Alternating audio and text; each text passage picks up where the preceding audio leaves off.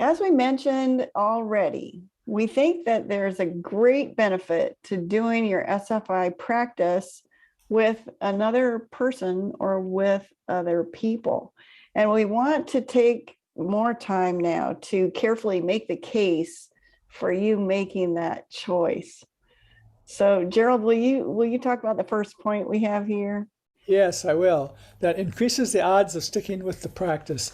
Now, that's the reason that is true is that when you have schedules with meetings with another person, and you have a task to work on, that you're for sure or more likely to be ready for it and be doing it.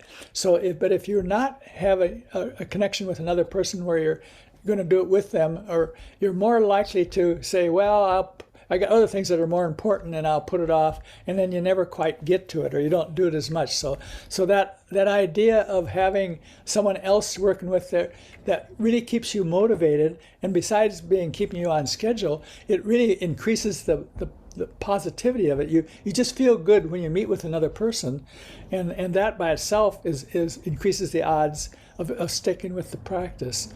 So we very much recommend that you work with other people on the practice if you're going to do the practice. I know in my case, I do the practice internally more when I'm aware that I have a meeting coming up. So if I have a meeting scheduled, I'll find myself on that day checking in and going, well, what am I going to share in that meeting? And then I'll start looking around the world with a different set of eyes. Basically, I'm looking for what's positive, what could I share? So it has a really transforming effect for me. Hmm.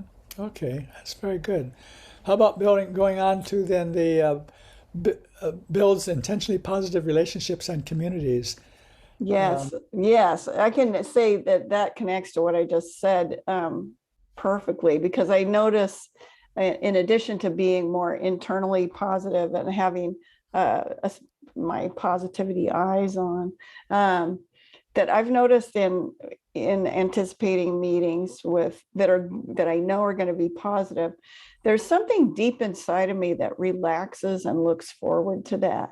That it's almost something I guess you would have to experience to to know what I'm talking about. But there's something so reassuring about knowing that I'm going to be connecting with people in a positive way, and I enjoy that so much. Hmm.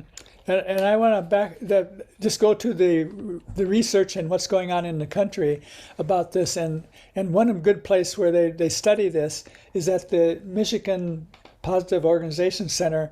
University of Michigan has a Positive Organization Center, and they've been doing this for years, and they've accumulated all sorts of evidence that the organizations that have emphasized positivity and the groups that do this are just a lot more effective than organizations that don't do it. So there is a solid backing for this idea that positive relations helps positivity helps relationships and communities to be more effective. So Oh, I just wanted to say one more thing about, so when I was doing this work at a hospital in Jersey City years ago, I could notice that when people came into the classroom, they were coming in feeling like isolated and probably negative, because that is normal, as we have discussed. And uh, through the course of the meeting, there would, I would venture to say 100% of the time, there would be a relaxing of resistance and an overall elevation of the mood in the room. So there's like a collective feeling when people come together, and it really elevated the mood every time. Can I say every time? I feel cautious to say every time, but I think it's true. mhm. Okay, good. Are we ready to go on to the speaking? Yeah. Okay, I want to say a little bit about that. Speaking and being heard makes insights more real. The word that I think captures that idea is just the word articulation.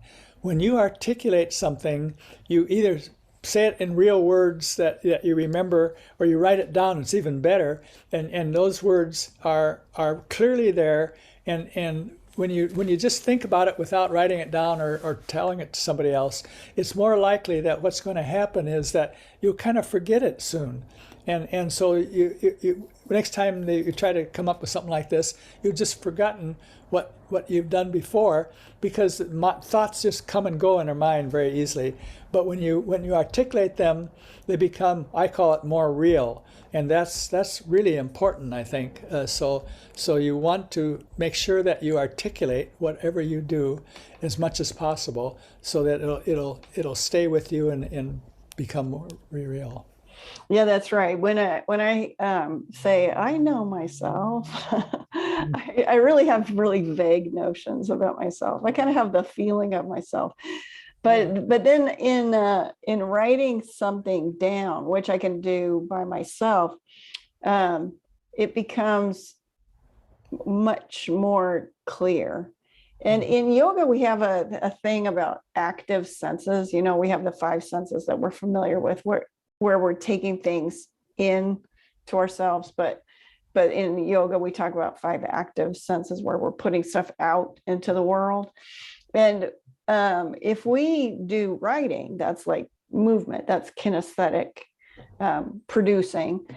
And when we write something, then we see it with our eyes.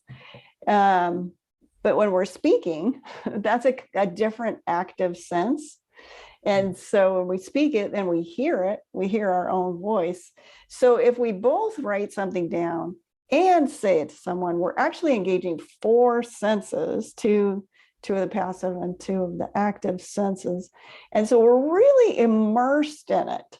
And that really reinforces it. But it also, speaking it to another person,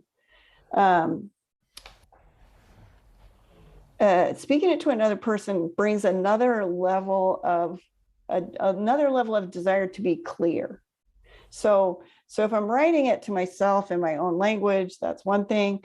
Then when I'm speaking it to another person and really wanting to be understood, it's another level of rigor, I guess. That's helpful, because the more clear we are about our positive moments and our strengths, when we say more real, that means the less of their cloudy, murky maybes in our minds, and they're just more concrete and tangible.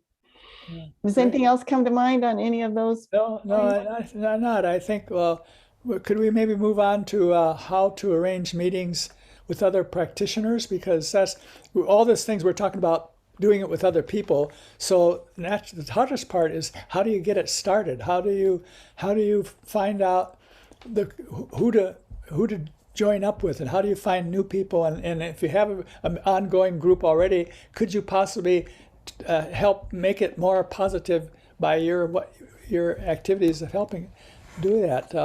Right. We have some, Jennifer, do we have something to help people with that? Yeah, we're including in a link below the video a couple of templates that you could use if you wanted to just propose to someone as a new meeting, that you could do the SFI practice together, try it a little bit. And of course, you can modify it in any way. We're just trying to give you a little support to reach out to people. You can also, there's another one on there for how to add SFI to a meeting that already exists. And we also want to invite you to contact us to ask to be added to our mailing list, which will give you an opportunity to join our Thursday night meeting, or if we add other meetings, it will give you an opportunity to learn about those too. And in these group meetings, everyone has some time to share the steps of the practice together. Mm-hmm. Right. But you don't have to use our supports to get going. If there's someone you want to invite to do this with you, just go ahead and do it your way, whatever works. Yeah. Okay, good. Okay.